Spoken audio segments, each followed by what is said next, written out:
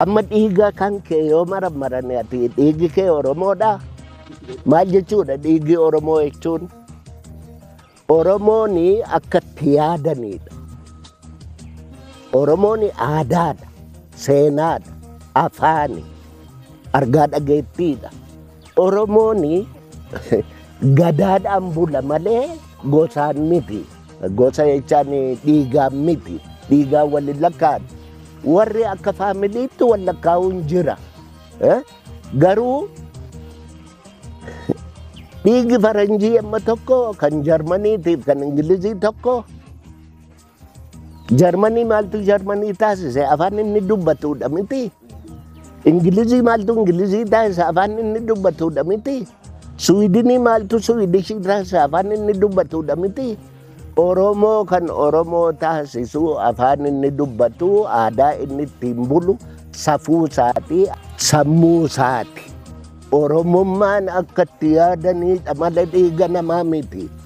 Sayyoo ja'anii fi torban anfilloo jechuun abaabilii fi akaakilii durayyuu ture. Ja'an sayyoo yeroo jedhani ilmaa akka Oromoon himutti ga'a. Isa kana warri saayinsiidhaan immoo qoratu symbolic anthropology wanni jedhamu jira. Akka namni itti yaadu kun simboliidhaan yaadama. Warri isa beeku amma asitti isiniin ifan ibsa yonnaa jedhe teeknikalii ta'a.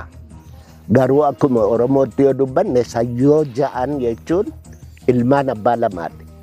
Ilmaan akkayyuutii fi ilmaan dullachaati.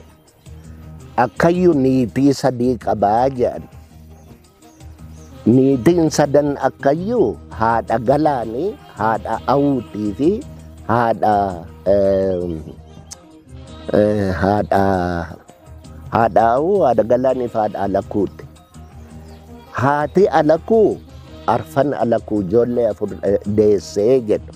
Haati galaan ijoollee 8 torba deessee tokko 8 tuulama kana guddata soddoorraa fidanii guddisanii jedhan.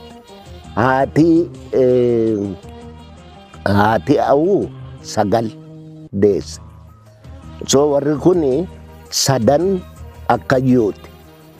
Haati dullachaa immoo arfan laaloo, haati laaloo 4 deesse. Haati daallee 5 deesse. Haati garjeedaa 12 deessee akkanatti lakkaa'u. So warri haadhaan lakkaa'u kuni gamanni sadii walitti meeqa? Laala haadha alakuu, haadha awuutiif haadha galaan meeqa? 3. Haadha daallee, haadha laaloo tiif haadha garjeedaa meeqa? 3 walitti meeqa? Sayyoo ja'an jechuun warra kana.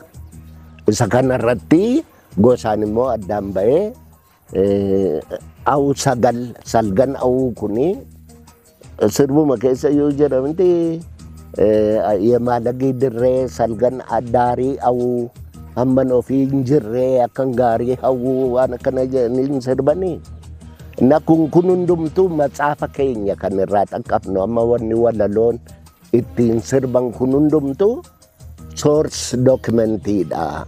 Isuma xaqqafneeti isumarraa seenaa katabuun hin danda'amaa sin jechuu fi ja'an sayyoo jechuun kana fakkaata.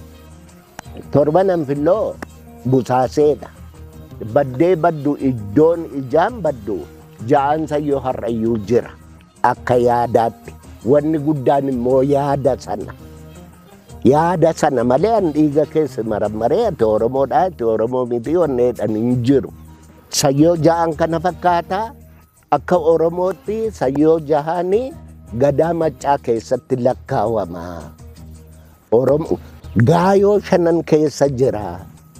Macca jechuun warra fardaati.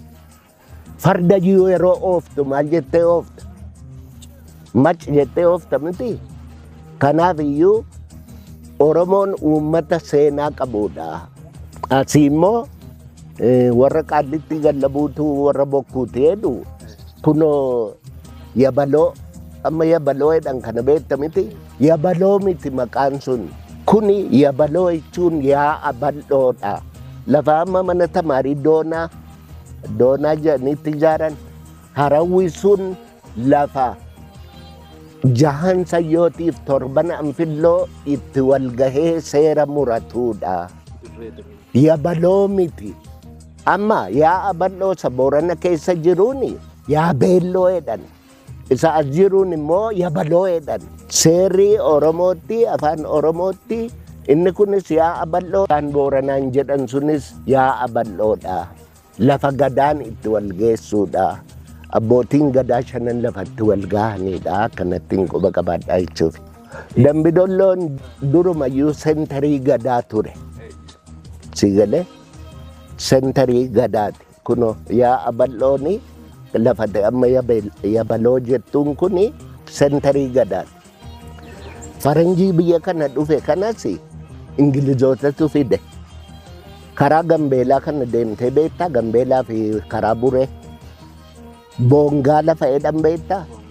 Eeyyee boongaa irratti muka gommaa makiinaa kan irraa tolchan muka gommaa achi dhaabuu pilaanteeshinii calqabee ture warri Ingilizii. Yeroo sana Kaartuumii fi Gibxirraa Girikoota walitti qabanii fidanas. Boongaa irratti warra achi qansarraatanyaa irratti kanaaf kaappoodhaaf jedhanii faranjoota Girikoota Armanoota maal kana achi fidanii dhufan.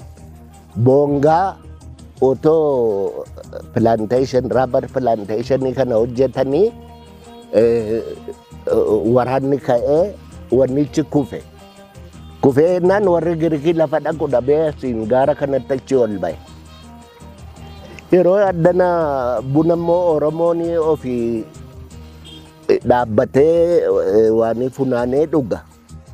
Buna kana biyya lafaa itti gurgurachuudha jedhanii warri Girikiitiif warri Ingilizii addana gama amma lafa awraajjaa gizaatii baarrikottee ol iddoo sanatti Seferian Company warra akka Abbaa Caaliifaa Pitaara Girikii warra akka Dimitirii warra akka Dimitri Valandis warra akka eenyunni